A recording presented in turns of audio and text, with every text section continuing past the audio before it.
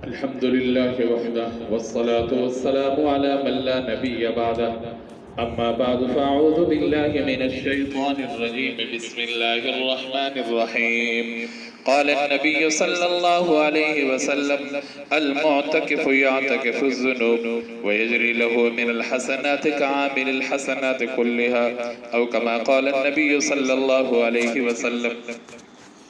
حضرات، رمضان کا دوسرا عشرہ اپنے اختتام کی طرف جا رہا ہے، بلکہ قریب پہنچ چکا ہے۔ رمضان کا جو آخری عشرہ ہے اس میں اللہ نے اپنے بندے کے لیے بخشش کے اور بھی سامان کر دیے ہیں۔ ان میں ایک اخیر عشرے کا اعتکاف ہے اور دوسرا اخیر عشرے میں رب تعالیٰ نے شب قدر لیلۃ القدر کو رکھا ہے۔ لیلۃ القدر کی فضیلت، اس میں کرنے والے اعمال، اس میں مانگی جانے والی دعا، اس پر بات اگلی ویڈیو میں انشاءاللہ کریں گے۔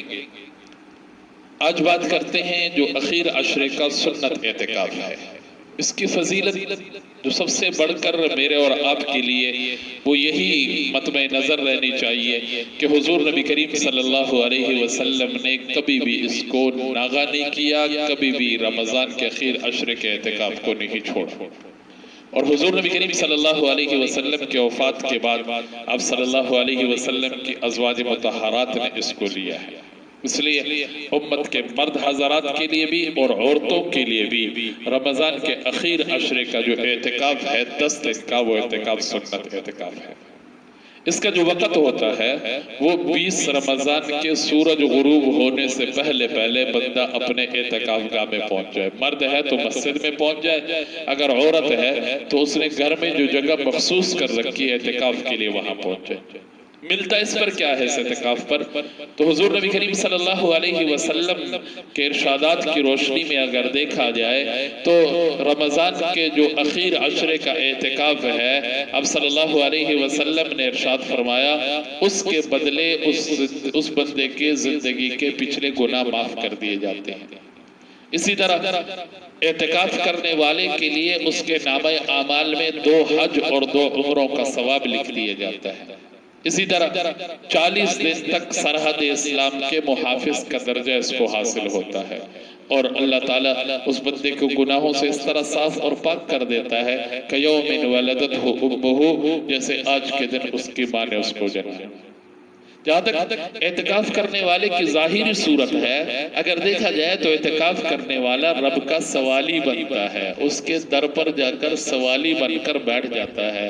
اعتکاف کرنے والا اللہ کا بھکاری بن جاتا ہے۔ اعتکاف کرنے والا فرشتوں سے مشابہت اختیار کرتا ہے، کیونکہ فرشتے دن رات اللہ کی تسبیح اور تقدیس میں لگے رہتے ہیں، معتکف بھی ان کے مشابہ ہو جاتا ہے۔ اسی طرح اعتکاف کرنے والا اصحاب علیین میں ہوتا ہے۔ جناب نبی کریم صلی اللہ علیہ وسلم نے فرمایا جو شخص ایک نماز کے بعد دوسری نماز اس طرح پڑھے کہ درمیان میں کوئی لغو کام نہ کرے، اس کو علیین میں لکھ دیا جاتا ہے۔ اسی طرح اعتکاف کرنے والا عرش الہی کے سایہ میں ہوتا ہے۔ خوش نصیب جو لوگ ہیں جن کو کل قیامت کے دن عرش کا سایہ نصیب ہوگا، ان میں ایک وہ بھی شخص ہے جس کا دل مسجد کے ساتھ وابستہ ہو گیا۔ اعتکاف کرنے والے کو بھی یہی حق حاصل ہو جاتا ہے۔ اس طرح اعتکاف کرنے والا شہنشاہ کے گھر کی طرح ہوتا ہے، معتکف شہنشاہ کے گھر کی طرح ہوتا ہے۔ اس کی مثال اس شخص کی سی ہے جیسے کوئی شخص کسی بادشاہ کے در پر جو ہے بادشاہ کے پاس ہر وقت آتا جاتا ہو اور بادشاہ کے ساتھ اس کے قریبی تعلق ہو۔ بہرحال یہ بہت سارے اس کی مثالیں ہو سکتی ہیں۔ تو جہاں تک حضور نبی کریم صلی اللہ علیہ وسلم نے اعتکاف کرنے والے کی فضیلت بیان فرمائی تو اس میں ایک فضیلت یہ بھی ہے، المعتکف یعتکف الذنوب، کہ اعتکاف کرنے والا جب اعتکاف کرنے بیٹھ جاتا ہے تو اعتکاف کرنے کی وجہ سے اس کے تمام گناہ اس سے چھوٹ جاتے ہیں۔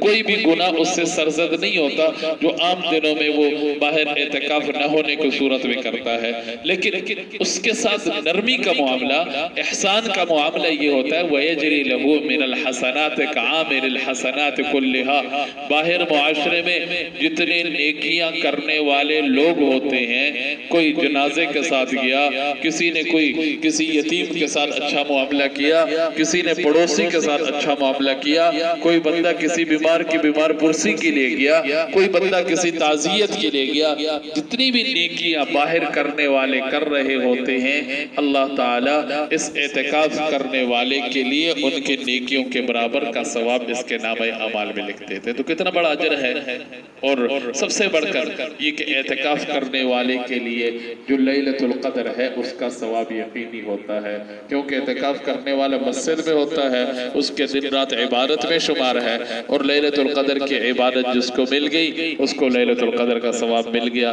تو یہ ایک یقینی بات ہو جاتی ہے۔ اور ایک بات اور بھی ذہن میں رہے، اگر کسی محلے میں اعتکاف کرنے کے لیے کوئی بندہ نہیں بیٹھتا، پورے محلے پر اعتکاف جو ہے فرض کفایہ ہے، اگر کوئی بندہ ایک بھی مسجد میں نہیں بیٹھتا تو سارے کے سارے محلے والے جتنے نمازی ہیں وہ گناہگار ہوتے ہیں۔ اس لیے کوشش کرنی چاہیے مرد حضرات محلے کے مسجد میں، اور عورتیں اپنے گھر کے کسی خاص کونے کو مسجد کا درجہ دے کر وہاں پر اعتکاف کریں۔ مسنون عمل ہے، پتہ نہیں زندگی میں پھر یہ موقع ملتا کہ نہیں ملتا، اللہ نے مجھے اور آپ کو موقع دیا ہے تو ہم اس موقع کو غنیمت سمجھیں اور اس اعتکاف کرنے کو اپنے لیے فضیلت کا باعث سمجھتے ہو کوشش کریں، اپنے مصروفیات کو آگے پیچھے کر لیں، چھٹی لینی بندے چھٹی لے لیں، اپنے کام کاج کو آگے پیچھے کر کے کسی اور کے ذمہ اگر کام لگ سکتا ہے کسی اور کے ذمہ لگا کے اس اعتکاف کے کرنے والے میں اور آپ بنیں، اور ایک سنت عمل ہے اس کو زندہ کرنے والے ہم بنیں گے۔ رب تعالیٰ مجھے اور آپ کو عمل کی توفیق نصیب فرمائے۔ وما علینا الا البلاغ۔